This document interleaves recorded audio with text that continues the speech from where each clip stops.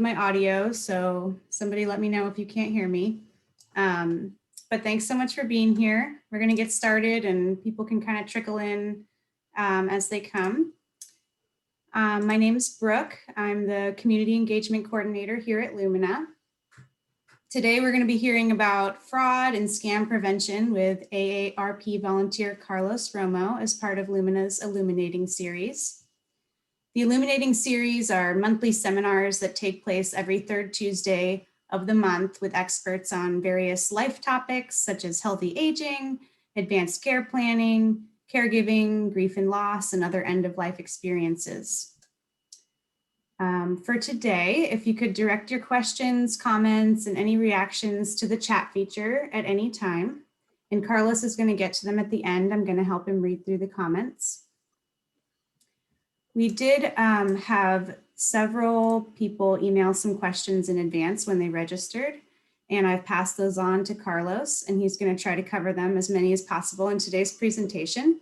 But he's also provided me with some resources and links to send out afterwards to help you answer your questions even more. So stay tuned for that. I'm going to give a little bit of background about Carlos, our guest. After living in Reno, Nevada for 43 years, Carlos and his spouse of 53 years, Nancy, moved to Oregon in 2015 to be with family and friends. He's a native of New Mexico and earned a BA from the University of New Mexico and earned a BA from the University of New Mexico and a PhD in foreign languages and literatures, Spanish and Portuguese, from Tulane. He was a Fulbright Hay Scholar in Lisbon, Portugal, and after teaching at the University of Nevada, Reno, and working for the state of Nevada, Carlos retired in 2008. Before moving to Oregon, he was engaged in doing volunteer work for AARP Nevada, and today he continues to volunteer for AARP Oregon. As a volunteer, he does presentations on fraud prevention, caregiving, financial security, preparing for retirement, and diversity. And these presentations can be given in English and Spanish. So I'm going to turn it over to Carlos now. Carlos, thank you so much for being with us today. Thank you, Brooke. It's a pleasure to be here. I want to thank Angela for getting things started, along with our coordinator, Suzanne, who is in charge of our speaker bureau. But I want to thank you, Brooke, Libby, as well as everybody at Lumina. Seems like you have a very both interesting and extensive program. I commend you for doing the Illuminating series as such. I also want to thank our 34 plus audience participants that are here with us from throughout. I know, for example, Brooke, that you're in Louisiana, and there's a lady out of Colorado Springs. So technology is excellent when it comes to this. I always like to do it in person because that's, my own personal. So today we're going to hear a lot about ARP's Fraud Watch Network. We have quote several times the real experts, and that is Doug Shadell, who is a full-time employee at ARP National, who does Fraud Watch Network extensively. But some of you might be familiar with a name like Frank Abigail. Several years, I know in 2017 and then in 2019, we had Scam Jams, and Frank was our guest, but he's famous for his Catch Me If You Can movie. So if any of you go back there, and he works now for a number of people, including doing seminars for ARP. And then finally, I wanted to acknowledge and thank everybody at ARP, again, Suzanne, for putting all this together. So our topic today, as you announced it, Brooke, is going to be Fraud Watch networking and what we're going to be doing. Our first slide has to do with the agenda. So Libby, if you would advance it, please. These are the areas that I'll cover. First, what are the trending scams? The con artist playbook in developing the ARP presentation on scams. We'll certainly do something on prevention, and finally on resources. But I wanted to ask our audience, or at least engage them and say to them, please, after this seminar, after this webinar, please tell at least 5 people about it. It's being recorded, as I understand it. We would like you to be sure to tell those 5 people about it so that they can listen to it, and then maybe they'll tell 5 more. And the more informed and educated we are about this, I think the better we are. And then the other thing I'd like to ask you is anytime you make a decision on something that appears to be a scam, maybe it's a product that you're about ready to purchase, read thoroughly background, do several checks, discuss it with someone else, a second person before making a decision. Always take your time. Don't be impulsive. I used to simply say, I want it and go out and get it. You got to be very careful, especially on the internet. Next slide, please. Trends in scams and frauds. Before I go further, I simply wanted to report that in 2019, there were over 500,000 fraud complaints through the FBI and Federal Trade Commission. That's a whole lot, and those are the ones that got reported. Many people don't report it simply because they're concerned about it as well. Con artists stole over $3 billion. That's the money that they could actually track. That's a lot of money also. Hopefully none of you were victims to that. I have a question for all of you. What percentage of persons don't use passcodes on their smartphones or the thumbprints to unlock their phone? And I'll give you just 5 seconds to kind of think about a percentage out of 100. How many you think don't do that? Well, the number is 28%. They simply don't lock their smartphones, do a thumbprint or anything of that nature. And the second question I have is, when you use a public Wi-Fi, which of the three would be the safe thing to do using public Wi-Fi? Check the weather, do banking online, or buying things? All of you are probably smarter than I am, and you probably came up with the answer, check the weather. Banking online or buying things sometimes becomes dicey when you try to do that as well. So we'll talk about the trends and such, but before I go any further, we're in the middle of our pandemic, as we know, and COVID-19 scams are very prevalent throughout. Again, hopefully none of you have been victims of any of the scams. Many fake COVID vaccination scams regarding cards and for a price are out there. There has been reported that people are saying, we can get you false COVID-19 vaccine cards, again, for a price. And there's some that are saying, hey, for your convenience, we'll even come to your house to be sure that you get your COVID-19 vaccination. But first, we need a deposit.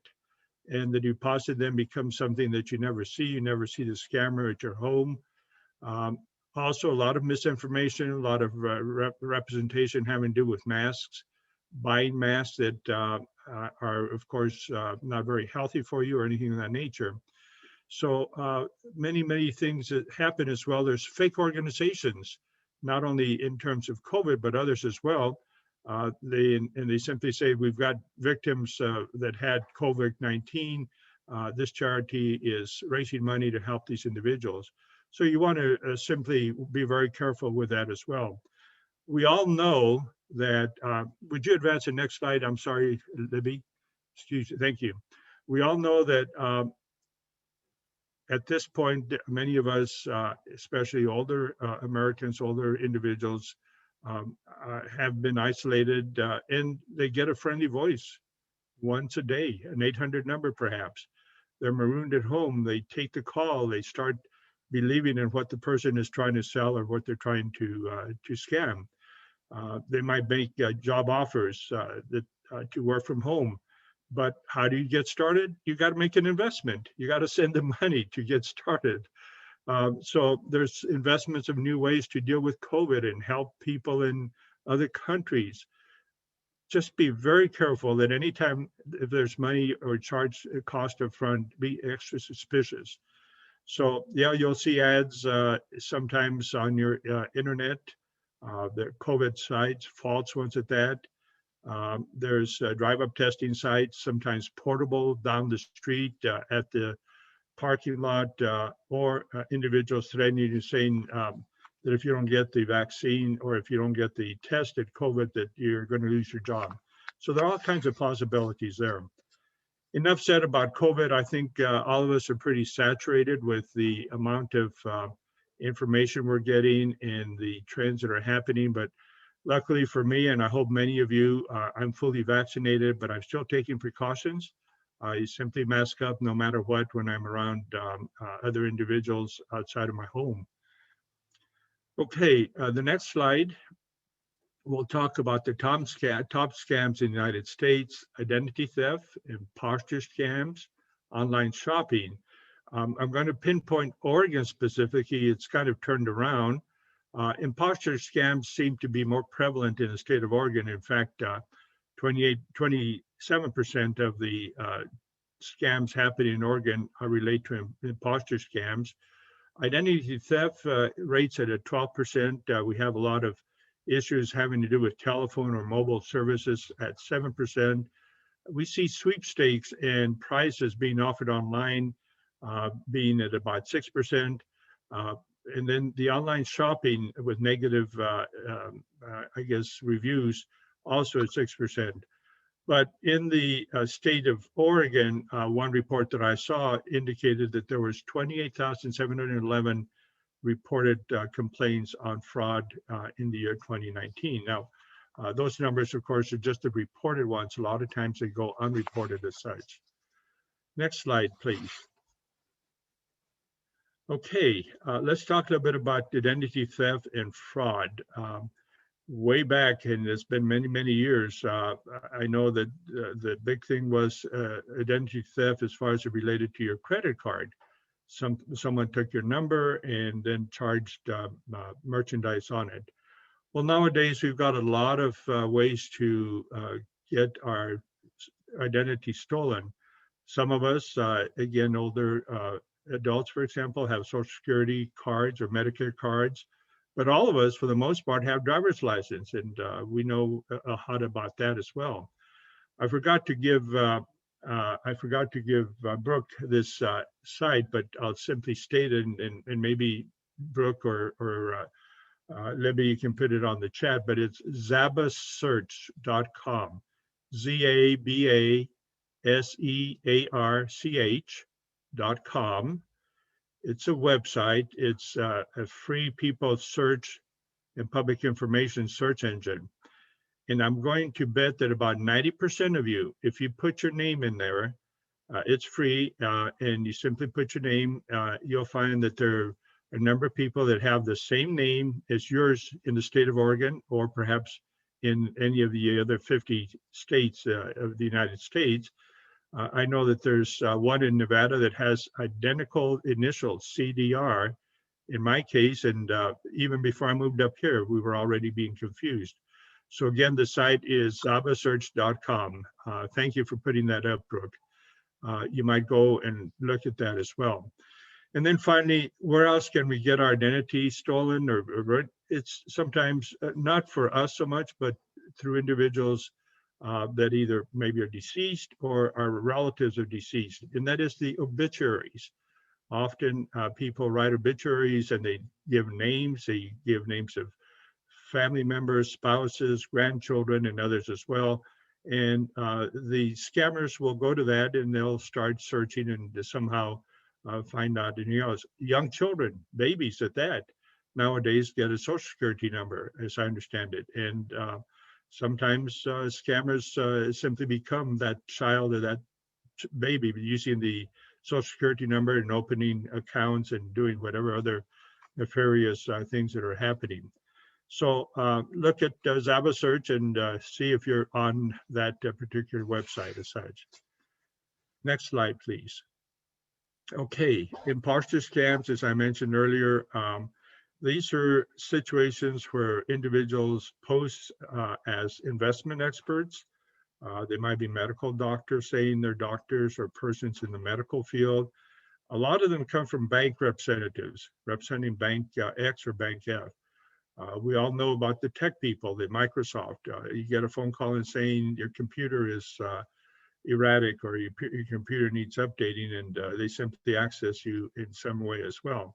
Sometimes by phone, you get a phone call and it's someone, your number that you recognize. That number, you're not really sure if it's the person you know or if it's a scammer. So you got to be extra careful about that. The more prevalent one, because all of us deal with it, are government officials. whether it's the federal Social Security, Medicare, whether it's the state consumer's office, taxes, the Treasury, COVID issues, OSHU. There's so many there as well. I mentioned to Brooke earlier that, we're all getting a lot of robocalls. And I know that our doctors, in my case, our physicians, our medical people, and of course, our dentists call and leave text messages. I don't recognize those numbers because they're not 503 numbers. They're often out of state numbers. So I'm always careful about that. I prefer for them to leave a message or simply I need to call them back as such. So be careful for any kind of imposter scams. We're all leery about them, but just take extra precautions. Next slide, Libby, please. How many of us shop online? I do, my wife does. It's getting to be a habit anymore because it's so convenient, and many times the product that we order comes in next day. I mean, how much more convenient can it be? But here's an online shopping issue. What we want to do is we want to be sure that if we have a website that we're looking at, that you have HTTPS, the S stands for security, as all of us know, which means that it's a secure website, and you're probably safe to go on something like this. The one we have up here is on Nordstrom's, and of course, they're also asking you for your card or establishing a card so that you can open an account. Again, I dare say that of the 42 or so participants that are on the line now, that we've taken advantage of being home due to COVID, and we are doing a lot of shopping over the phone, over the internet, and we just have to be extra careful as such because a lot of the sites might be copy or lookalike sites. I know that I've seen some that have HTTP and then the two bars, www, etc. So they leave out the S. So be extra careful when accessing or doing online shopping as such. Double check if you can. Next slide, please. And we'll talk a little more about the online shopping scams, the 5 dangers, and especially in Cyber Monday of the scammers, Scammers are very much aware of the fact that there are going to be all kinds of people shopping on Cyber Monday. So we get a lot of fake reviews. There's a collection of all kinds of star reviews, and we simply say you got to be very careful about the collection, online sellers. Many times you'll find a site, but they don't disclose all the costs or the additional fees until you've actually gone to checking out, and you have your basket, your checkout ready and processed, and the hidden fees are there, and sometimes the shipping costs as well. Counterfeit goods. I don't know if any of you have ever been scammed by that. One of my granddaughters ordered UGG boots. I think all of you know what those are as such. So she purchased them, and they looked legitimate. The pictures looked great and everything else. But when we got them, they were of lesser quality. They were not the original UGGs. And luckily, it was with a reputable manufacturer, and we were able to return them, or she was able to return them and buy the real thing. But there were imitations, and you never know as well. But the worst thing that can happen often is you do online shopping and you think you're all set and you don't get the order. It never arrives. Even the tracking number, you call back or you try to access it, you find out that it's gone. You don't have a choice as such. So extra careful, please, for any kind of online shopping scams. Libby, the next slide, please. Okay, from here, I'd like to talk a little bit about other common scams, specifically investments, fraud scams, lottery scams, or tech support scams. I think all of us are familiar with that. One I would like to add here, because here in the state of Oregon, we are subject to scams from what appears to be charitable organizations or groups because of all the fires we have had, especially in Southern Oregon. And, there's always everything going on from raising money to prevent not only the fires, but earthquakes and other calamities that we have here in Oregon and throughout. What you'll find a lot of times is that the scammers work for some kind of company, so to speak, and they have boiler rooms, sometimes in the United States, India, Philippines, Jamaica. And boiler rooms are simply a collection of a group of individuals with phone numbers and a computer, and they're doing calls and calls and calls. I dare say that there are participants here today that are grandparents. I'm a great grandfather, but also grandfather. And the grandparent scam is most prevalent throughout, especially when we have younger individuals who have grandchildren or even young sons or daughters that end up going to Mexico or California or Miami or somewhere during spring break. With COVID, of course, we're a little more restricted for sure, but the grandparent scam is one of the biggest and most lucrative for scammers. You know how it works. You get a phone call saying, this is Johnny, I'm in Mexico and I was out partying and I drank too much and I got arrested. And in order for me to get out of jail, I need to post a $6,000 bond of some sort. Well, if you're smart enough, people have come up with all kinds of ways of confirming. Well, Johnny, what is your last name? And he might give a name because they have that information. But Johnny, who's your brother? And all of a sudden you hear silence. Where do you live? What school do you go to? All kinds of other information. So be careful with grandparent scams. They're very prevalent and very lucrative for individuals. For those of you living in Southern Oregon, that 86-year-old man that was scammed out of, was it $26,000? Because of the grandparent scam, he went to 2 banks, withdrew the money, and apparently sent it without anybody ever stopping him, an 86-year-old gentleman. So please be extra careful with the grandparent scam. Next slide, please. A lot of us have investments, whether it's through our 401k, our 457s, our 429s, anything of that nature that we're putting money in. But we all get, it seems to me, I'm making a generalization, but I think we all get an invitation for a free lunch to either model a new product or invest in some kind of a new product. We get cold calls. This is the time to invest in a new venture that such and such a company is at. And on top of everything else, they ask you, do it now, or if you don't, you're going to lose out. Especially when they come up with things like, if you invest today, we guarantee you a big percentage in return. So be extra careful about any kind of investment fraud scams. I would advise if anything like that happens, it could be legitimate because you have to be very careful, but it could be legitimate. You simply want to verify and check.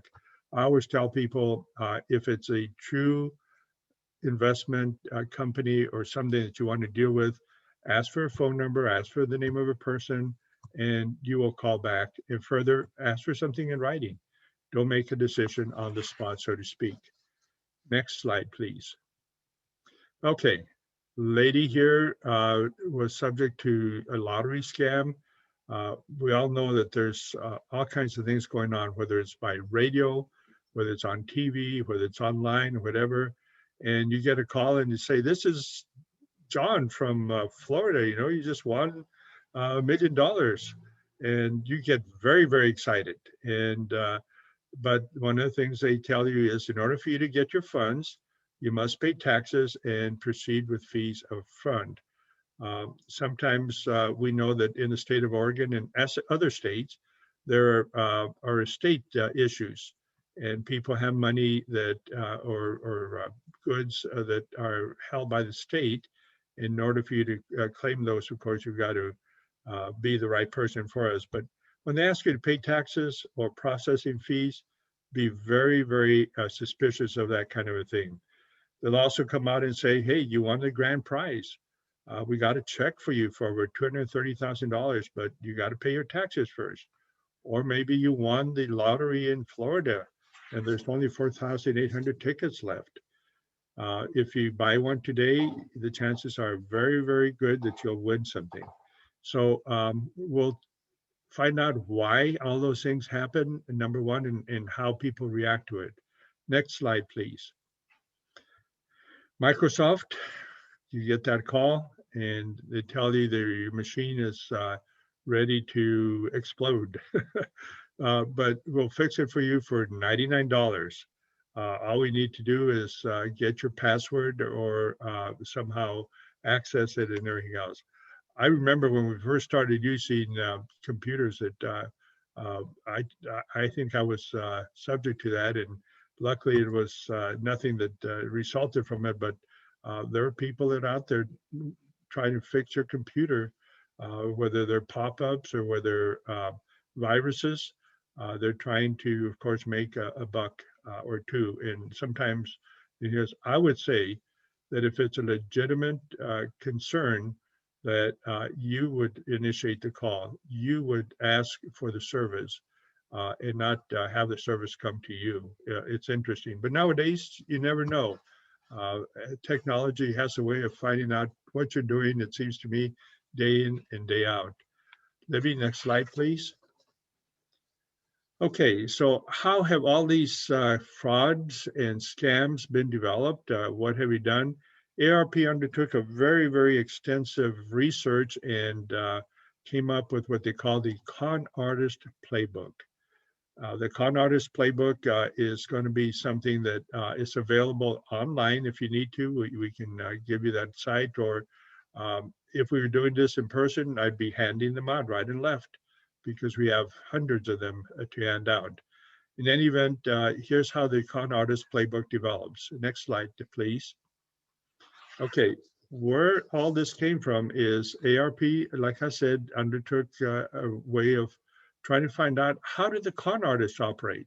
What do they do? So they in secret, tape recorded individuals, or at least with their knowledge, and they found out that these individuals have ways of coming, getting to you, finding your name, and of course, scamming you as such. Next slide, please. So a lot of the individuals are going to tell you that you've got to make a decision right now. If you don't make up your mind today, right now, I will make it up for you. In other words, it's a threat that who does. Or they might simply, in one of the undercover videos, audios that they did, it says, anyway, I said I would not call unless it was a rare and definitively undervalued situation.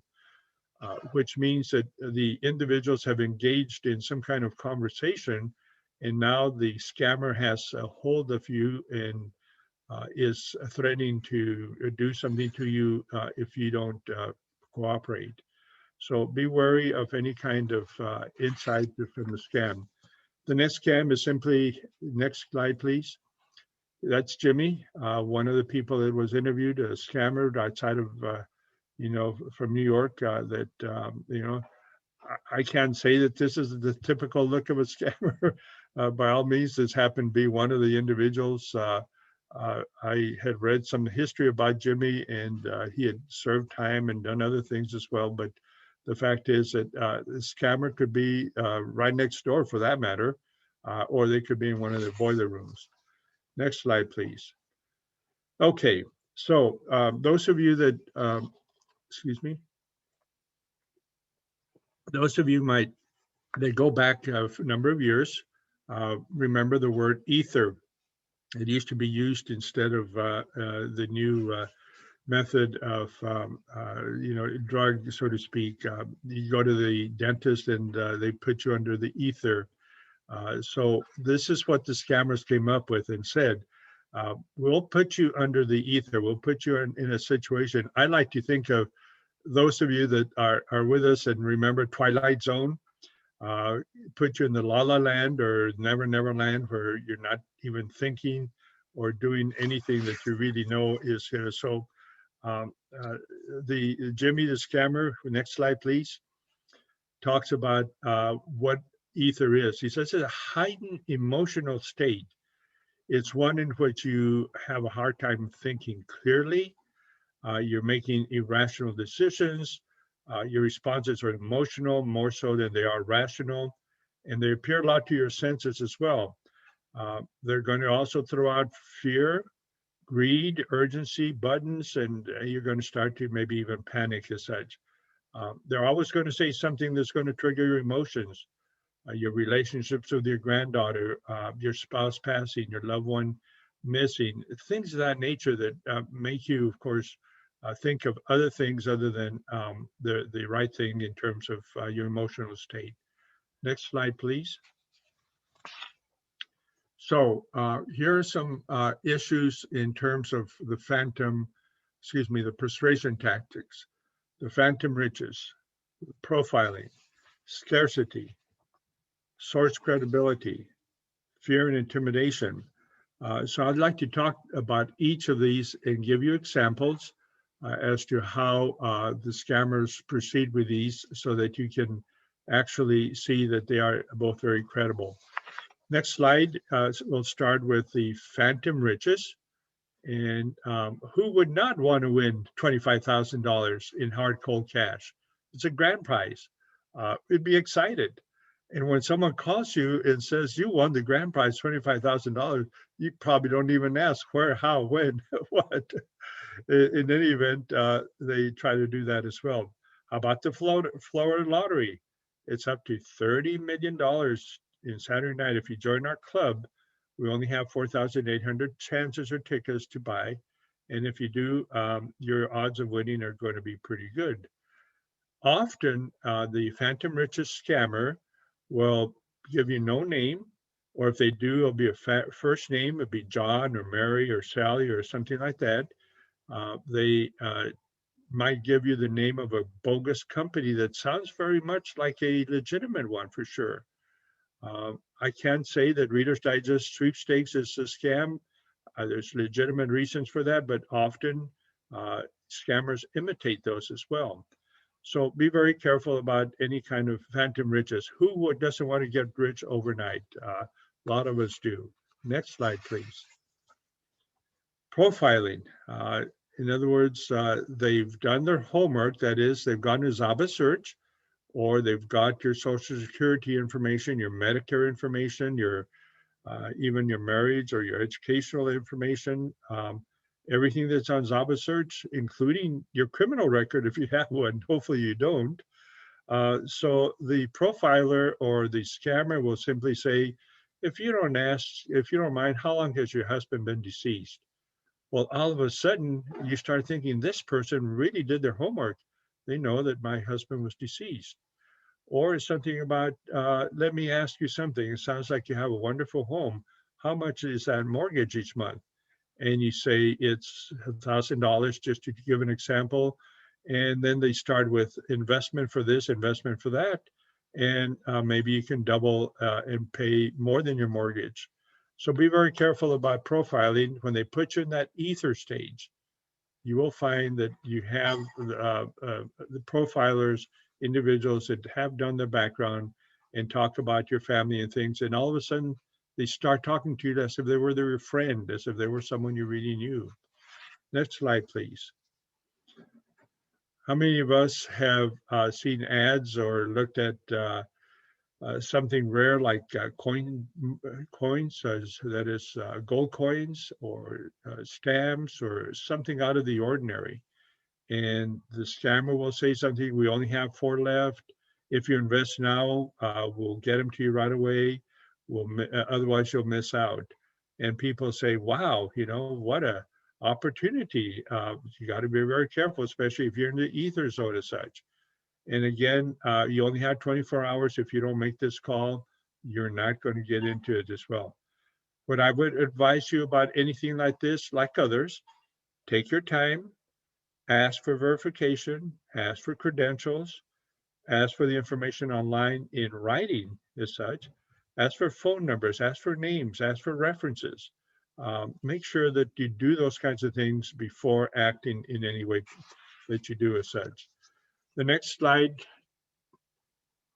and we're coming up here to the source credibility, the senior vice president with an MBA, asking seniors that, trying to sell them any kind of a product. So you got to be extremely careful that individuals don't scam you by the fact that they have credentials that are maybe bogus. The next one is, the next slide, please. The ones that really get angry and mad, especially since they got you under the ether zone, start threatening you. And they say they use often profanities if need be, or they threaten you in such a way that we had one recording apparently, and the scammer said, if you don't do this or that, we're going to come over and burn your house down.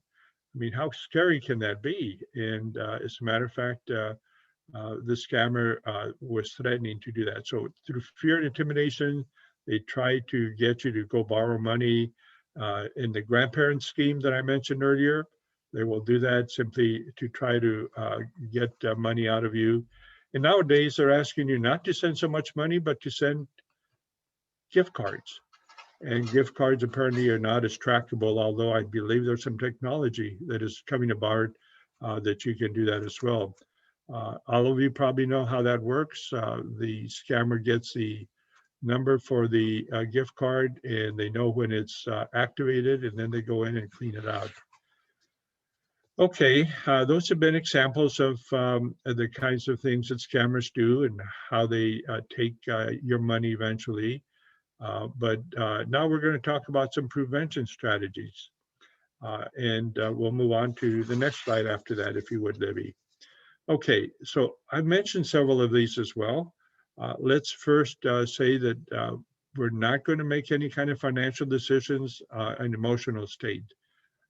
I can remember some people are very dear to me, simply thought that it was a good idea. In fact, it happened to me when I was younger.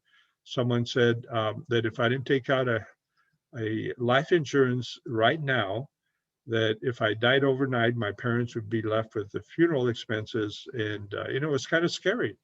But in fact, at that particular time, I had the wherewithal to say, I'm sorry, I'll wait until tomorrow, we'll decide. Of course, the person never filed up. It was someone I knew, by the way, okay? Be sure to do your research. Go to charitiesnavigators.org, give.org, and find out if in fact they are. All of us, of course, know about the Red Cross.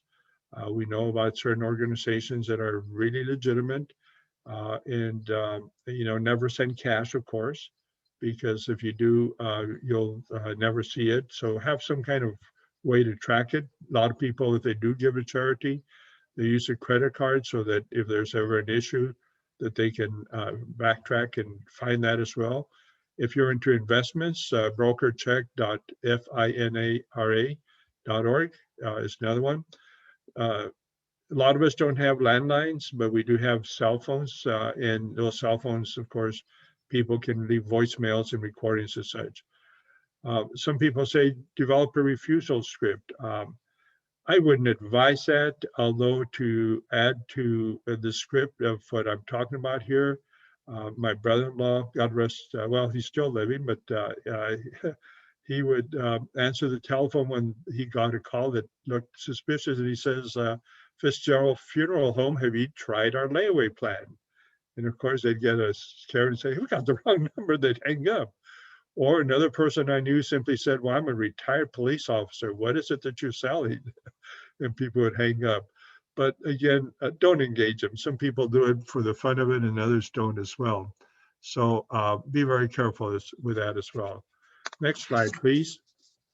Always protect personal information, shred sensitive information, monitor your bills or financial accounts. Look at fraud alerts under www.annualcreditreport.com. You can get Esperion or others as well, free of charge. So always be aware of that. So on the screen is both the website as well as a phone number that you should call as well. Next slide, please. Computers. Always keep your antivirus software, malware information confidential as well as up to date. Keep your passwords private. A lot of people use common passwords. All of us know that as well. The most common one that I read about was 123456. That was a password because they said I'd never forget that. Well, that's true, but it's such an easy one as such. My friend who lives in Florida, Thomas, had 40 passwords.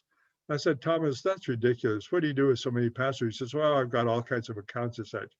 But what he did, he had a password manager that was able to track and account for that as well. So if you're in that situation, do consider using a password manager. Okay, protect yourself through ARP if you care to. We would advise you to go to aarp.org/fraudwatchnetwork, all one word. There's a number of things that are happening there, including tracking watchdog alerts, as they're called.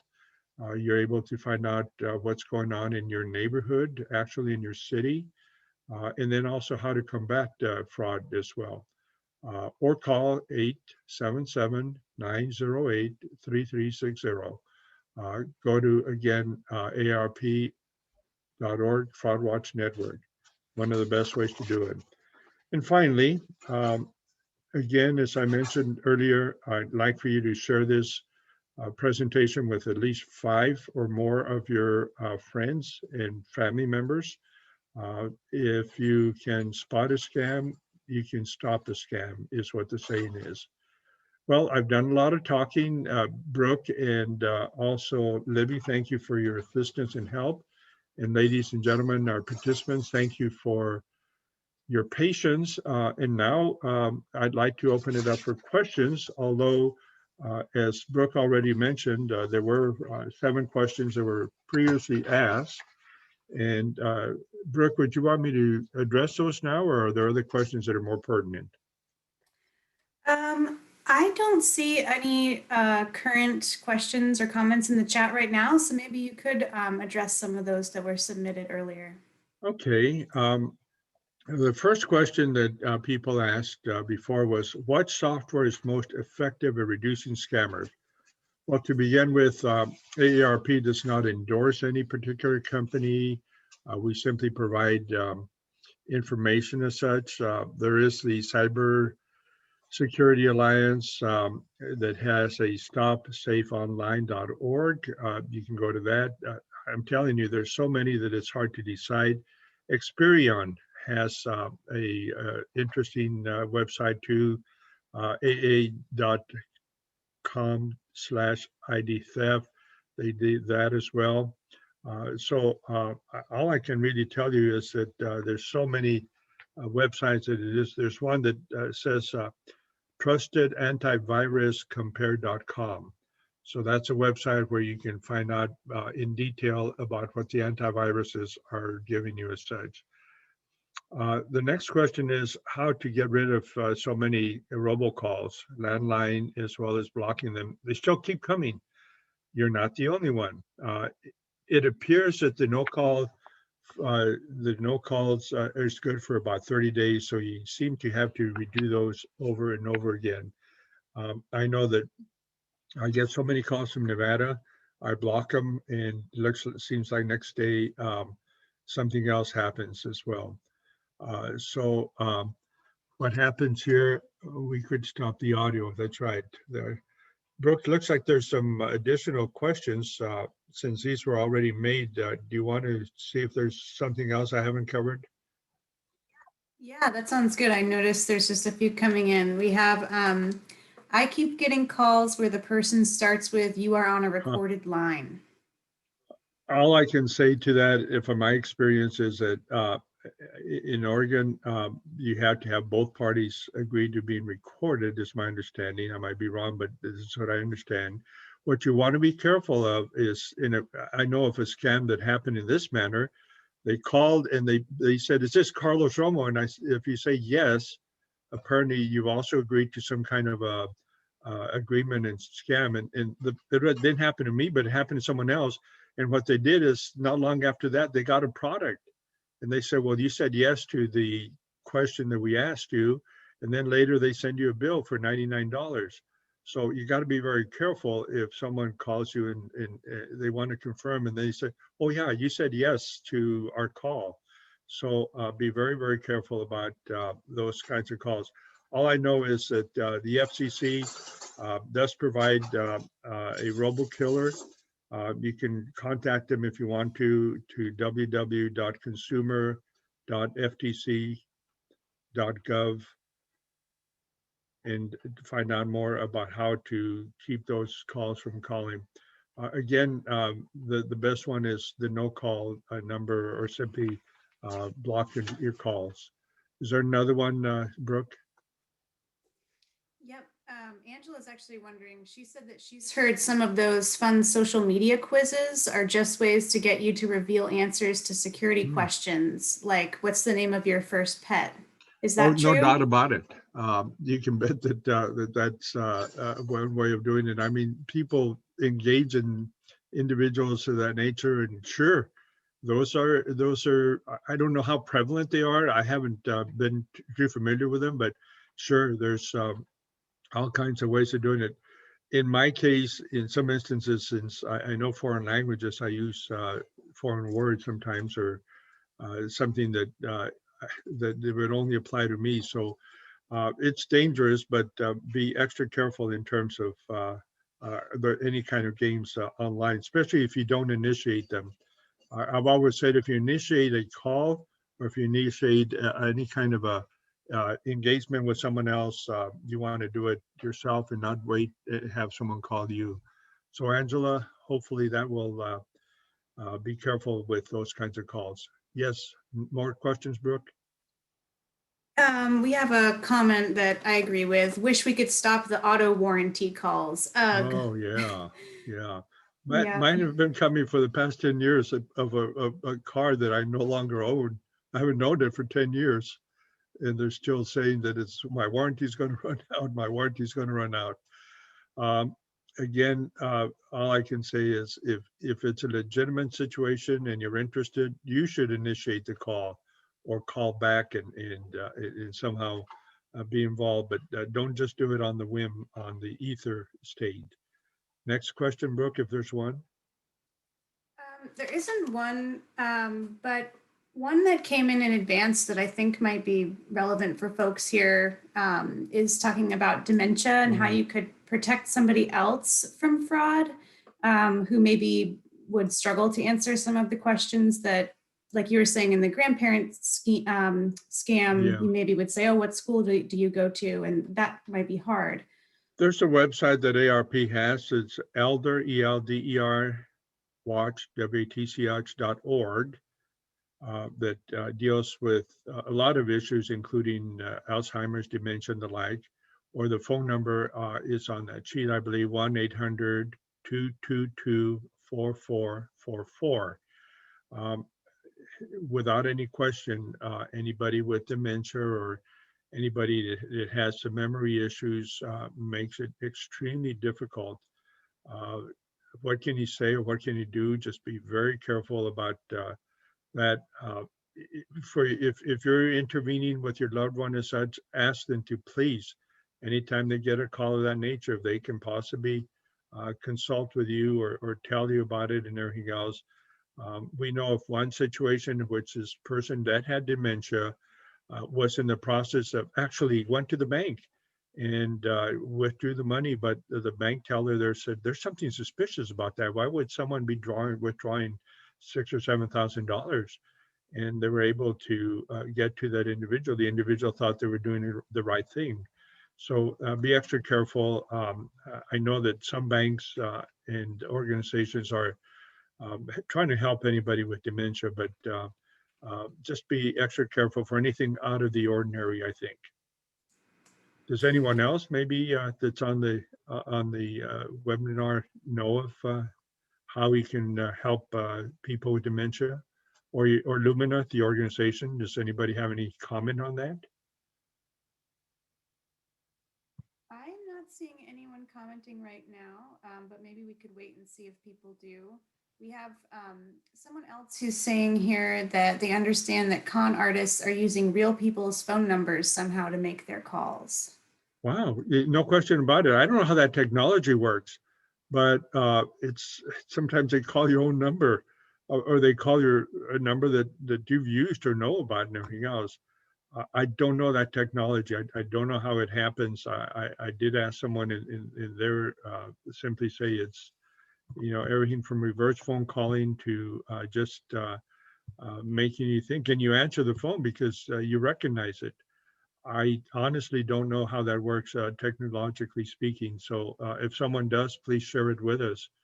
I think it's super nice. Um, okay. We Look at have, look at the chat.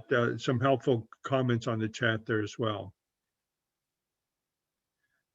Okay. yeah, I have, so Leslie's wondering can you repeat the AARP connection, the elder, something Yeah. elder? Elder, ELDER, watch.org, Okay. 1-800-222-4444. So if you go to arp.org/fraudwatch network, all the basic information that I'm talking about here, including watchdog alerts, elder watch care, the consumer affairs, most of those are on that ARP website. I know that not everybody subscribes to the ARP bulletin, but it's a monthly publication, and they've, in the past 12 months, have dedicated so much to the issue of fraud and watch network and scamming. I know that I've saved them and I've got them. I've been reading them from everything from psychological tricks that scammers use to actual cases. And Doug Shadell has been a leader in that from ARP. How are we doing with time? I'll be glad to just stay on and answer as many questions as people need, Brooke. We have just a few more that I've seen here. We're okay on my end with time. Okay, I can stay on as long as people want me to, or do anything else. There was one on Zoom. I think they asked safety of Zoom calls. Do I have to grant access to my Google account? I'm not familiar with that. All I know is that you can go to zoom.us and get some information on customer support and advice. I haven't been too involved. I do a lot of Zoom calling, but I don't initiate them. I don't know enough about them through my Google account. So might someone in the chat give information on that? Some of you Zoomers, as we're called nowadays. We have someone mentioning about how they maybe help prevent someone with dementia from getting fraud is just that they don't let their loved one with dementia answer the phone. Brooke, you faded. I didn't hear the comment. Can you hear me now, Carlos? Yes, perfect. Okay. Yes. Okay, thanks. We had someone comment that they don't let their loved one with dementia answer the phone as one way to protect them. Oh, okay. On the other hand, it works at the same thing. My wife has an aunt in Pennsylvania that never answers the phone, but it could be because of a hearing situation. She's 92 or 93. So anytime we try to speak to her, there's no way that we can, because she doesn't either hear the phone or does she care to answer it. So we haven't been able to talk to her for a long time. In any event, that's a good practice. I just don't tell them not to answer the phone, period, which is fine. You should be there. The person looking after the person with dementia should certainly be there and help them in any way possible. But, situations happen where the person is alone and they get only one call a day, and that call happens to be a scammer. So, be involved for sure. Other comments or questions? I think that's about wrapping it up. I can pass along any that come in later, but this has been really helpful. Thank you so much. Well, you're welcome. It's a pleasure. I know we got, looks like still 5 minutes, and if there's anybody, I see a number of people on chat giving us some good advice. I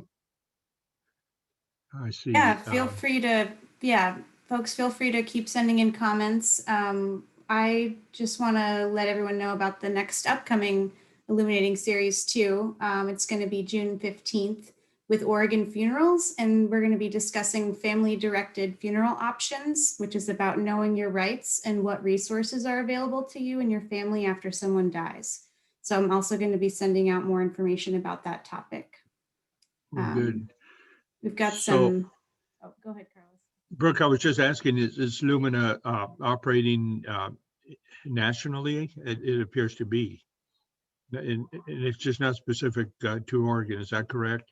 It is specific to Oregon. The Mid-Willamette Valley is where we serve. Yeah. Okay, I understand that. Well, thank you for your wonderful work in helping out our our population that needs most help, but also the general public. All of us have to become involved. No question about it. You have to be your own advocate. You have to help others and be helped as well. So thanks to Lumina for the good work you're doing.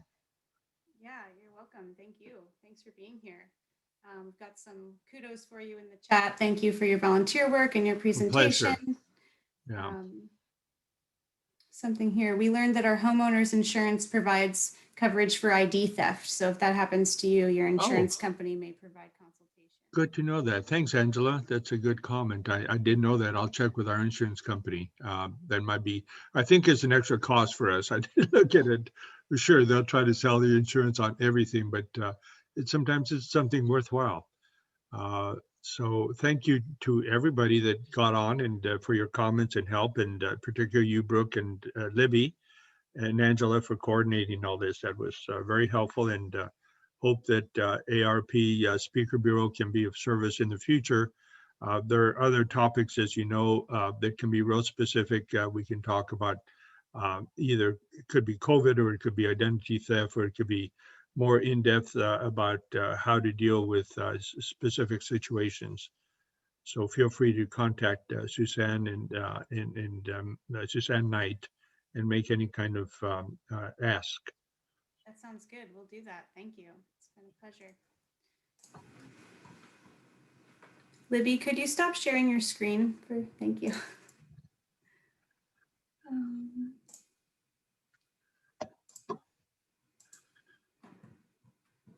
Okay, that concludes our Illuminating series. Thank you. You're welcome, and good luck to everybody. Have a pleasant day.